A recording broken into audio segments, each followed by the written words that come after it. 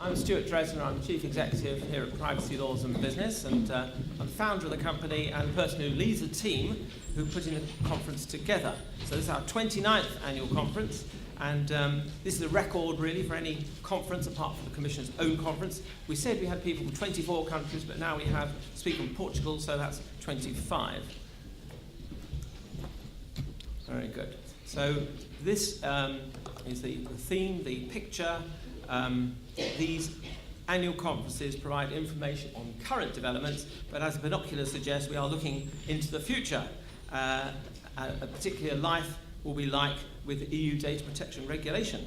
We've got solid learning here. You meet decision makers at meal times, and we all enjoy the social events, which makes networking here such a delight. You can see the delight of the boating we've got tomorrow. We've got there's great architecture here. And in the middle, we've got Elizabeth Denham, who's the ICO designate, the UK Information Commissioner designate, who was here for the last two conferences, and she's on her way to become the Information Commissioner in the UK, and she promises to be here next year. So, here are members of the PL&B team.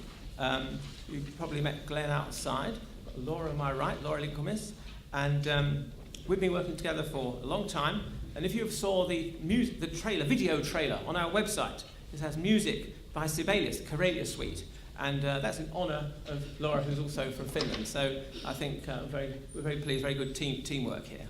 Now I'm going to talk a little bit about the Privacy Officers Network. We've, over the years, you can see here a list of meetings we've had in different countries, round tables with national data protection authorities. The first one that we had outside the UK was in Madrid in 2003, and you can see there we've been back a few times, and other major countries. So far we've been to about 17 different countries, and we find people get around a table, discuss issues in a cooperative manner, in a calm, professional way, and both sides appreciate the benefits of discussing practical issues and coming up with ideas and ways to resolve any problems that may occur. The last few, I'll just highlight the last few there. The right-hand side, the most recent national event was a roundtable with the Garante in Rome last year, and then we had an Asia-Pacific sort of regional event in London, and in March this year we had a roundtable with the European Data Protection Supervisor and his top team in Brussels at their office, and this is, look at the feedback form, we ask you, where would you like us to go next and organise something in the future. The person who looks after this, Adele Kendler, where are you, Adele? Over there. So talk to her if you want to know about which countries you'd like to go to next, where you'd like us to organise this type of events. Okay. So these are some of the organisations that have hosted some of these events. Some of them have been hosted by law firms or other types of firms. Also, some of those events were at the offices of the national authorities. I mentioned the European Data Protection Supervisor, but over the years we've also been at the offices of the Commissioners, Data Protection Authorities in Finland, Italy, Netherlands, Spain, and Portugal. So it shows sort of good working relationship with the national authorities, which means we can work with them and help you resolve your issues if you'd like us to help with that. Now on to this specific conference, gave it the title Great Expectations, and obviously from a well-known book by Charles Dickens, but we're sort of using the title for this purpose because it suggests what we're expecting from the future. And organisations are looking for a consistent data protection law across the European Economic Area, and we know the UK may soon be in the European Economic Area rather than the European Union, but we won't dwell too much on that. But we think in the UK the law will still be very consistent with what the European Union requires in the regulation. So we're certainly going to look at that, and in the next session after this we'll look very much about next steps in that process. But for companies, it's good in one sense that the law will be consistent across the member states. On the other hand, lots of extra legal duties, management implications like data portability, data protection impact assessments, and all those extra things which in the past was nice to have and now it'll be essential. We will look at new rights for individuals, and we have a session later on national discretion for data protection authorities, because there's about 30 points on which national authorities can exercise their discretion, have room for manoeuvre. And we'll also be covering the rather new subject of synergy between three types of law: data protection law, consumer law, and competition law. And we're having that session on Wednesday. But it's a trend which is not very well recognised, but we will cover that in detail on Wednesday. But already you can see that synergy applying. For example, in Germany, in April this year, there was a Court of Appeal case in Berlin where there was a judgment against WhatsApp. People love using WhatsApp, but there was a decision against them in that court because the terms and conditions were in English. And the German Berlin court said people may know everyday English, but they can't be expected to understand terms and conditions, complex legal things. They should be in German. And that's a perfectly reasonable point, I would say. We don't have anyone here from WhatsApp, but even if they were, I'd say that's a reasonable point. If you're addressing people in a particular country, you should have the terms and conditions in that language. Anyway, it's an example of consumer law and data protection law working together. And the German Competition Authority, very powerful body, has already announced it's investigating Facebook on competition law basis. So these laws are coming together, and it's something in the future we should keep an eye on. So other conference themes, these are some of the highlights over the next few days. Today we've got a couple of very large companies talking about their company experience. Google earlier in the day and Palantir later. We've got data security sessions, and we've had more data security sessions this year than ever before, proving popular. We're going to hopefully find out what the government's perspective is on the EU regulation, with the minister coming immediately after lunch. And we've got a session on the Information Rights Tribunal on how to win at the Information Rights Tribunal. We're very pleased we've got a judge, so we're going to talk about that.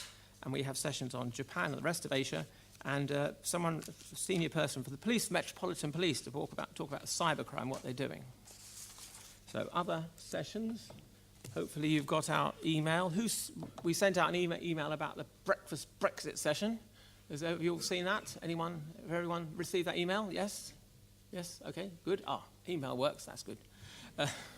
So that's tomorrow morning, and although it's a bit of an unsociable time, 8 o'clock, I thought that was the fairest thing to do, because otherwise it would be unfair to other speakers who had prepared their sessions, and the only way we could do it was to put it in a blank spot, so either late at night or early in the morning, and early in the morning seemed to be more professional business sort of time.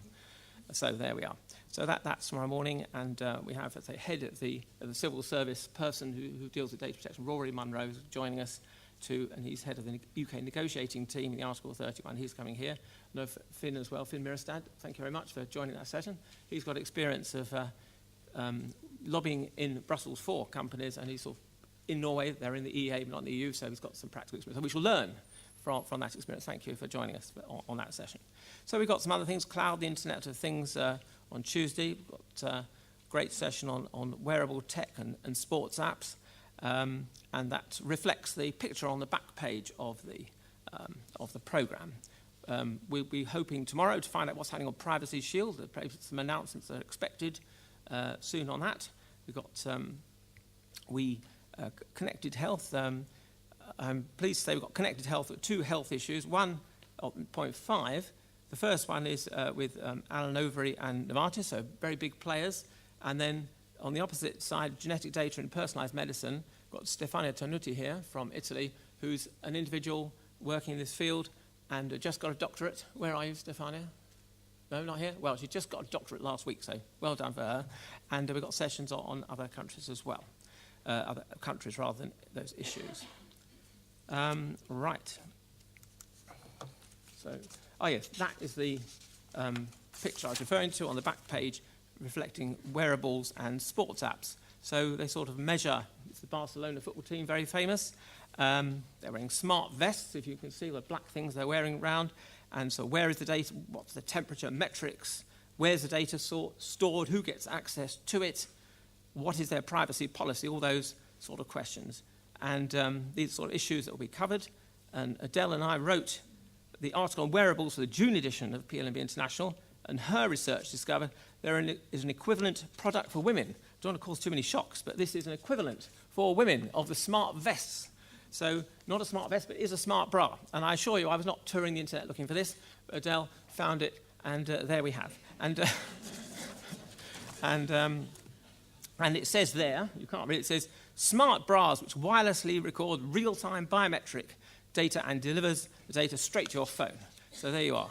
So you know there. And there's another one there which also talks about, it has a box there where you don't have to carry your phone with you, women running. You can run there without your phone, and it will have a little box. And then when you get near your phone, it will communicate wirelessly to your phone. So all this is good stuff. And this sort of product, this company is based in Montreal, Canada, and it's the kind of product reviewed by the Privacy Commissioner of Canada, Daniel Thérain, and his Privacy Sweep. Is Daniel Thérain here? Yes, there he is over there. Privacy Commissioner of Canada, thank you. That's the sort of thing I guess you looked at in your sweep earlier this year. I don't know about that particular company, but that's the sort of thing. Okay. So these are some of the Wednesday issues. I've talked about some of the synergy, testing privacy terms and conditions, very practical issues there. And I'm pleased to say we've got several companies who've kindly agreed, look at number 7, agreed to talk about preparing for the GDPR.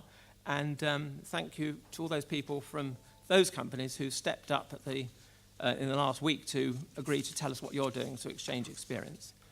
Now, we have several regulators from here, as we say, who are here with us. And thank you all for joining us. We have from various countries, and also from the European level. So I like to finish on time, because Laura set such a good example of being reliable and on time, so I like to match Laura's precision. So these are our other services. These are our sponsors. Thank you very much, sponsors. And I think that's it from me. So there we are. And now we'd like to move on to our first substantive session. So thank you very much.